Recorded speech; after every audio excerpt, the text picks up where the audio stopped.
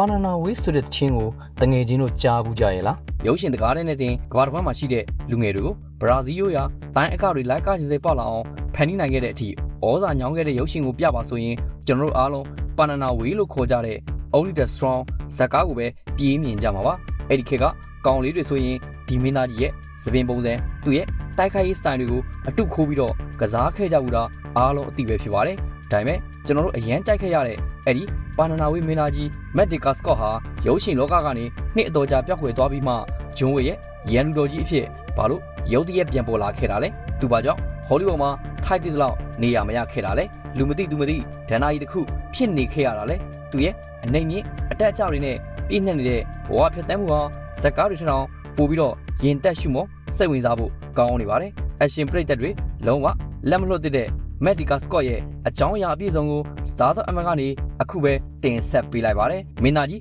Medical Scott ကို1964ခုနှစ်ဟာဝိုင်ကျွန်းမှာမွေးဖွားခဲ့တာဖြစ်ပြီးတော့သူ့ရဲ့သွေးသားထဲမှာတင်တိုင်းပညာကအပြည့်အဝစီးဆင်းနေခဲ့တာပါ။သူ့ရဲ့အဖေ AI Decker Scott ဟာကဘာကျော်ဝန်ဟောက်ကွန်ဒိုဆိုတဲ့တိုင်းခွက်ကိုကိုယ်တိုင်တီတွင်ဖန်တီးခဲ့တဲ့ကွန်ဖူးဆရာကြီးတူဖြစ်တယ်လို့သူ့ရဲ့အမေမိုရီကိုမူရေးကလည်းအာအီခီရိုတိုင်းပညာရှင်တစ်ယောက်ဖြစ်ပါတယ်။ပိုပြီးထူးခြားတာကတော့သူ့ကိုပြုစုပြောင်းထောင်ပေးခဲ့တဲ့မိတွေးဖြစ်သူမာလီနာဘာနယ်ကလည်းအမေရိကန်ရဲ့နာမည်ကြီးအမျိုးသမီးကာရာတေးချန်ပီယံသူဖြစ်နေတာပါပဲမိဘ၃ယောက်စလုံးကထိပ်တန်းတိုင်းဆရာကြီးတွေဖြစ်နေတာကြောင့်မက်တယောက်လန်ဆာရှော့တက်ကလေးကတိုင်းခွက်တွေကိုအရင်တက်မြောက်နေခဲ့တာမထူးဆန်းဘူးလို့ပြောရမှာပါအခြားကလေးတွေကစားကွင်းမှာအယုတ်တွေနဲ့စော်ကစားနေကြမှာမက်ကတော့အဖေနဲ့မိတွေးဖြစ်သူတွေရဲ့ရင်းထန်တဲ့စီကံတွေအောက်မှာနေတိုင်းပြင်းပြင်းထန်ထန်လေးကြည့်ခဲ့ရပါတယ်အသက်6နှစ်သားအရွယ်မှာတင်ပထမဆုံးတိုင်းပြိုင်ပွဲကိုစတင်ရှင်ပြိုင်ခဲ့ရပြီးတော့နေ့စဉ်မနေ့အစောကြီးထားပြီးတော့အပြေးလေးကြည့်တာတိုင်းကွက်လေးကြည့်တာတွေကိုမပြတ်မကွက်လှုပ်ဆောင်ခဲ့ရပါတယ်အမားတစ်ခုလုံးမိရင်လည်းပြင်းထန်တဲ့အပြစ်ပေးမှုတွေကိုခံခဲ့ရတာကြောင့်သူ့ရဲ့ငယ်ဘဝဟာပျော်စရာမကောင်းခဲ့ပဲနဲ့စစ်သားတယောက်လိုတင်းကျပ်လွန်တဲ့ပတ်ဝန်းကျင်မှာကြီးပြင်းခဲ့ရတာပါသူ့အသက်9နှစ်အရွယ်မှာတော့မိဘတွေဟာတိုင်းတင်နှန်းကျောင်းတွေဖွင့်လှစ်ဖို့အတွက်ဂျာမနီနိုင်ငံကိုပြောင်းရွှေ့ခဲ့ကြပါတယ်ဒီလိုနဲ့မက်ဟာဥရောပတခွင်ကတိုင်းပြိုင်ပွဲပေါင်းစုံမှာဝင်ရောက်ရှင်ပြိုင်ရင်းနဲ့နာမည်ကြီးလာခဲ့ပါတယ်အသက်16နှစ်မပြည့်ခင်မှာကာတတီနဲ့ကွန်ဖူးတိုင်းပေါင်းစုံကနေချန်ပီယံဆုဖလားပေါင်းယာနဲ့ချီသိမ်းပိုက်နိုင်ခဲ့ပြီးတော့ဥရောပနဲ့အမေရိကန်တိုင်းလောကမှာရှုံးပွဲမရှိတဲ့လူငယ်ပါရမီရှင်အဖြစ်တက်မှတ်ခြင်းကိုခံခဲ့ရပါတယ်မက်ဒကာစကော့ဟာအဖေဖြစ်သူတင်ပေးခဲ့တဲ့ကာတတီနဲ့ကွန်ဖူးအပြင်တခြားထူးခြားတဲ့တိုင်းပညာရပ်တွေကိုလည်းစိတ်ဝင်စားခဲ့ပါတယ်။တနေ့မှာတော့သူဟာဘရာဇီးရိုးရာတိုင်းအကလှသမျိုးဖြစ်တဲ့ကပိုးအီရာတိုင်းပညာကိုစတင်မြင်တွေ့ခဲ့ပြီးတော့အယူအမှုလေးလာလိုက်စားခဲ့ပါတယ်။အဲဒီလိုငငယ်လေးကလေးကတိုင်းမျိုးစုံကိုအယိုးကြီးကြီးအရေးခံလေးကြည့်ခဲ့တဲ့အကျိုးကျေးဇူးကြောင့်ပဲနောက်ပိုင်းမှာကျွန်တော်တို့အားလုံးအသေးဆွဲဖြစ်ခဲ့ရတဲ့ Banana way Only the Strong ဇာတ်ကားမှာကဘာကျော်တဲ့အထိထူးထူးခြားခြားကြမ်းပြနိုင်ခဲ့တာဖြစ်ပါတယ်။ဥရောပမှာတိုင်းပြိုင်ပွဲပေါင်းစုံကိုတင်ပိုက်ပြီးတဲ့နောက်မှာ Medical Scott ဟာအသက်16နှစ်အရွယ်မှာ San Francisco မြို့ကိုပြန်လည်ရောက်ရှိလာခဲ့ပါတယ်။တနေ့မှာတော့သူဟာ San Francisco ရဲ့တရုတ်တန်းလမ်းမပေါ်မှာလမ်းလျှောက်နေရင်းနဲ့ထူးခြားတဲ့အလှည့်ပြောင်းတစ်ခုနဲ့ကြုံတွေ့ခဲ့ရပါတယ်။အဲ့ဒါကတော့ဒရိုက်တာဝင်းဝမ်ရဲ့ကူညီမှုနဲ့အတူရုပ်ရှင်ကင်းအောင်2ယောက်ဟာလမ်းမပေါ်မှာတင်သူ့ရဲ့ထူးခြားတဲ့ရုပ်ရည်နဲ့ကိုဟန်အမူအရာကိုသတိပြုမိသွားပြီးတော့ရုပ်ရှင်ဗီဒီယိုတစ်ခုမှာဝင်ရောက်တရုပ်ဆောင်ဖို့ကမ်းလှမ်းခဲ့တာပဲဖြစ်ပါတယ်။ဒါဟာသူလုံးဝမမျှော်လင့်ပဲနဲ့ရုပ်ရှင်လောကရဲ့တကားဝါကိုစတင်ခြေချခွင့်ရလိုက်တဲ့အခိုက်အတန့်ပါပဲသူရဲ့ပထမဦးဆုံးပွဲဥအတွက်အဖြစ်1985ခုနှစ်မှာထွက်ရှိခဲ့တဲ့ Dinsan A Little Bit of Head ဆိုတဲ့ရုပ်ရှင်မှာပါဝင်ခွင့်ရခဲ့ပါတယ်ဒါပေမဲ့ဝမ်းနည်းစရာကောင်းတာကသူရိုက်ကူးခဲ့တဲ့အခန်းတွေအားလုံးဟာရုပ်ရှင်တီးပြတ်တဲ့အချိန်မှာအကုန်လုံးအဖြတ်ခံလိုက်ရတာကြောင့်ပိတ်ကားပေါ်မှာသူ့မျက်နှာကိုလုံးဝမမြင်ခဲ့ရပါဘူးဒီလိုနဲ့သူဟာစက်ကတ်အဖွဲ့တွေမှာပါဝင်တင်ဆက်တာဒီဥဆောင်တင်နှန်းတွေတက်ရောက်ရင်းနဲ့ပဲနှစ်အတော်ကြာရုန်းကန်ခဲ့ရပြီးတော့ဝဲလန်းတပင်တွေနဲ့ရုပ်တန်ဇက်လန်တွေမှာဇက်ပုတ်အစီလောက်ပါဝင်ခွင့်ရခဲ့ပါတယ်ရုန်းကန်မှုတွေနှစ်နဲ့ချီကြာပြီးတဲ့နောက်မှာ1993ခုနှစ်မှာတော့သူ့ဘဝကိုတစ်စစ်ချိုးပြောင်းလဲပြမဲ့ရုပ်ရှင်တကားရောက်ရှိလာခဲ့ပါတယ်အဲ့ဒါကတော့ကျွန်တော်တို့အားလုံးအသေးဆွေဖြစ်တဲ့ Banana way Only the Strong ဇက်ကားပါပဲကမ္ဘာအဆင့်မီကပိုးအီရာတိုင်းဆရာတယောက်ဖြစ်တရုတ်ဆောင်မဲ့မင်းသားကိုလိုက်ရှာနေတဲ့ဒရိုက်တာဟာမက်ရဲ့မယုံနိုင်စရာကောင်းလောက်အောင်လျင်မြန်လှပတဲ့တိုင်းကွက်တွေကိုမြင်တွေ့သွားတဲ့အခါမှာတော့သူ့ကိုချက်ချင်းပဲအဓိကမင်းသားအဖြစ်ရွေးချယ်လိုက်ပါတော့တယ်ဒီဇက်ကားတွေမှာသူကိုယ်တိုင်ကောက်ကွက်ဖော်ပြီးတော့ကစားပြခဲ့တဲ့အကလိုလိုတိုင်းလိုလိုကပိုးအီရာတိုက်ခိုက်ရေးစတိုင်ဟာတကမ္ဘာလုံးကလူငယ်တို့ကိုအုံကြွကြွဖြစ်သွားစေခဲ့ပြီးတော့မြန်မာပြည်အပါအဝင်ကမ္ဘာတစ်ဖက်မှာ Medical Scott ဆိုတဲ့နာမည်ကိုအရှင်မင်းသားအဖြစ်ထိပ်တန်းစီးနေတွင်ပေးလိုက်ကြပါတော့တယ်။ Banana way ဇာတ်ကားအောင်မြင်ပြီး1995ခုနှစ်မှာတော့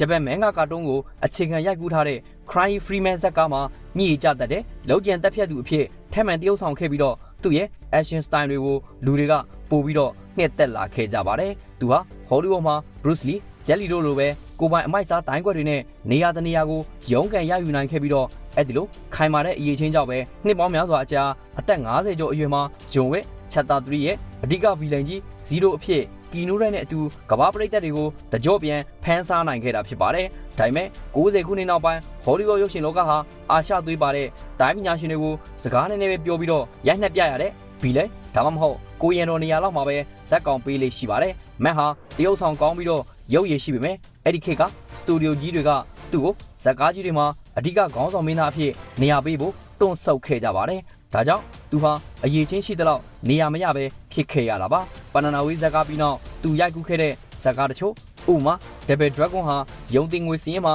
ရှုံးနေခဲ့ပါတယ်။ဒါကြောင့် Hollywood Studio ကြီးတွေကသူ့ကိုဘတ်ဂျက်အများကြီးသုံးတဲ့ရုပ်ရှင်တွေမှာမခေါ်တော့ဘဲနဲ့ Direct to Video ဘတ်ဂျက်နဲ့ Action ဇက်ကားတွေမှာပဲကန်လှန်ခဲ့ကြပါတယ်။ဒါဟာသူ့ရဲ့နာမည်ကြီးမှုကိုလူထုမီစီရှိကနေတဖြည်းဖြည်းမှေးမှိန်သွားစေခဲ့ပါတယ်။သူ့ကိုရုပ်ရှင်ပိတ်ကားကြီးတွေပေါ်မှာမမြင်ရတော့ပေမဲ့သူဟာ TV channel တွေဘက်မှာအလုပ်များနေခဲ့တာပါအထူးသဖြင့်အမေရိကန်ရဲ့နာမည်ကြီးချက်ပြုတ်ရေးပြန်ပွဲတွေဖြစ်တဲ့ Iron Cheese အမေရိကမှာ The Chairman ဆိုတဲ့တင်ဆက်တူနေရာနဲ့နှစ်ပေါင်းများစွာပါဝင်ခဲ့တယ်လို့ Hawaii 5 ဇလန်တွဲမှာလည်းဗီလန်အဖြစ်ပါဝင်ခဲ့ပါတယ်ဒါအပြင်ဂိမ်းတွေနဲ့ကာတွန်းတွေမှာနောက်ခံအတန်သွင်းတဲ့အလုပ်တွေကိုလည်းအတန်တိတ်လောက်ကင်နေခဲ့ပါတယ်သူဟာအရှင်ရုပ်ရှင်လောကကနေနှစ်ပေါင်း20နီးပါးပျောက်ကွယ်နေခဲ့ပြီးမှ2019ခုနှစ်မှာဒရိုက်တာ Chester Hesky နဲ့မင်းသားကီနူရက်တို့ရဲ့ဂန်းလှမ်းမှုကြောင့်ဂျွန်ဝစ် Chapter 3မှာအဓိကဗီလန်0အဖြစ်ပြန်လည်ပါဝင်ခွင့်ရခဲ့ပါတယ်အသက်55နှစ်အရွယ်မှာပရိသတ်တွေကိုမယုံနိုင်စရာကောင်းလောက်အောင်တွက်လက်တဲ့